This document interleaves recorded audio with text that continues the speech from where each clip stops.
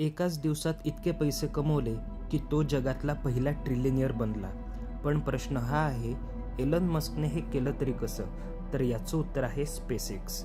स्पेसएक्सचा IPO होताच कंपनीच्या शेअरमध्ये जबरदस्त उसळी आली आणि कंपनीतील सर्वात मोठे भागधारक असल्यामुळे एलन मस्क यांच्या संपत्तीत काही तासातच प्रचंड वाढ झाली.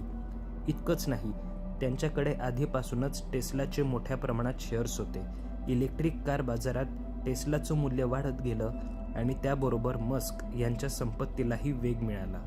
म्हणजेच एकीकडे रॉकेट्स आणि दुसरीकडे इलेक्ट्रिक कार्स, या दोघांच्या यशामुळे त्यांनी $1 ट्रिलियन ऐतिहासिक टप्पा गाठला. म्हणून एक गोष्ट नेहमी लक्षात ठेवा, श्रीमंत लोक पगारातून श्रीमंत होत नाही, ते कंपन्यांमधील मालकी आणि शेअर्सच्या वाढत्या किमतींमुळे श्रीमंत होतात. आणि म्हणूनच एलन मस्क आता फक्त अब्जाधीश नाही, तर इतिहासातील पहिले ट्रिलियनियर ठरले आहेत.